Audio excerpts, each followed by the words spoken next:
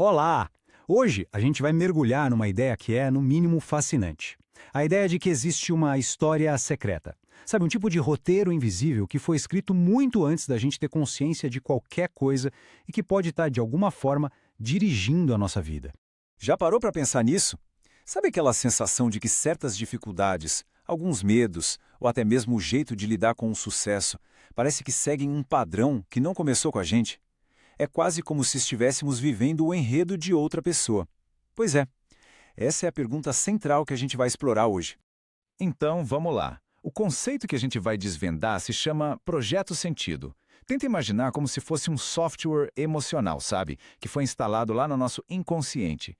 E esse programa foi escrito com base nas emoções não resolvidas, nos desejos, nos conflitos dos nossos pais, bem naquele período super formativo da nossa existência. Tá, mas como é que essa programação invisível é instalada? De onde ela vem? Bom, o material que a gente analisou para montar essa apresentação indica que tudo começa muito, mas muito cedo mesmo. Vamos dar uma olhada em como essa construção acontece, passo a passo. A formação desse projeto segue uma linha do tempo bem clara. Começa lá no momento da concepção, continua por toda a gravidez, ganha muita força na hora do nascimento e finalmente se consolida nos primeiros 3 anos de vida. Cada uma dessas fases vai deixando uma marca. O ponto de partida é o ato da concepção em si. É incrível pensar nisso. O estado emocional dos pais naquele momento já é tipo a primeira linha de código desse programa. Por exemplo, uma criança que foi concebida logo depois de uma perda para substituir outra pode carregar inconscientemente o peso dessa expectativa a vida toda.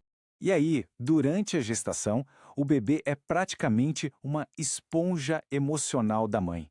Cada onda de estresse, de tristeza ou de alegria, tudo é compartilhado. Se a mãe passou por um período de muito conflito, por exemplo, o bebê pode registrar o mundo como um lugar perigoso, antes mesmo de ter nascido.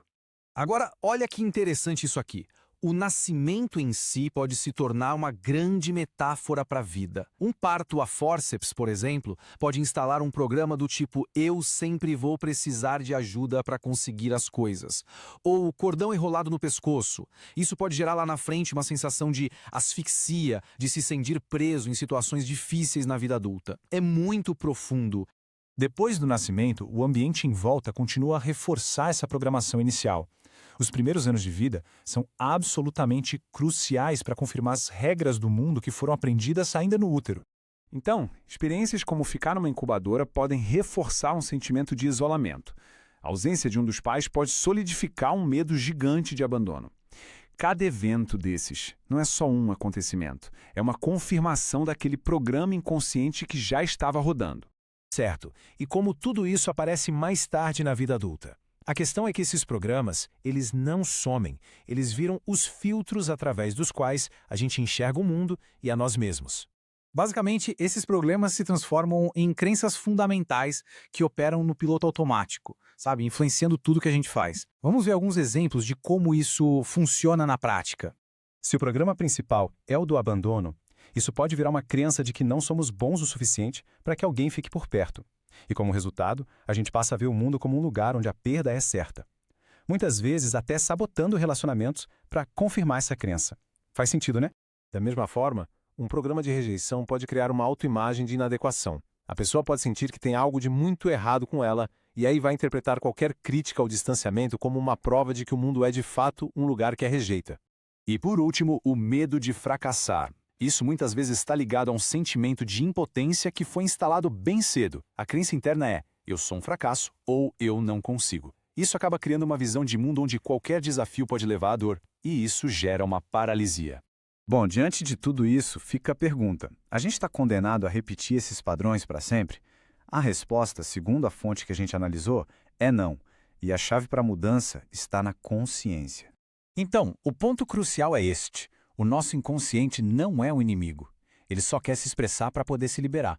O simples ato de olhar para esses padrões com consciência, sem julgamento, já começa o processo de desconexão. A energia que era usada para manter o programa rodando pode finalmente ser usada para viver de verdade. E aqui a gente tem um caminho prático. Tudo começa com a identificação do padrão. Depois, revisitar a origem, não para achar culpados, mas para entender. A partir daí, fica possível conectar o sentimento com a crença, liberar essa carga emocional e, finalmente, começar a escrever um novo programa, baseado em escolhas conscientes. Essa citação aqui é perfeita, porque ela reforça uma ideia muito poderosa. Se os padrões inconscientes são hábitos emocionais, a libertação também é um hábito. É o hábito de se observar, de questionar as próprias reações e de escolher ativamente uma nova forma de ser e de agir. E a gente termina com essa reflexão. Trazer consciência para a nossa história oculta não é sobre encontrar culpados, mas sim sobre recuperar o poder de sermos os autores da nossa própria vida a partir de agora. Qual é o primeiro passo que pode ser dado para reescrever esse roteiro? Olá!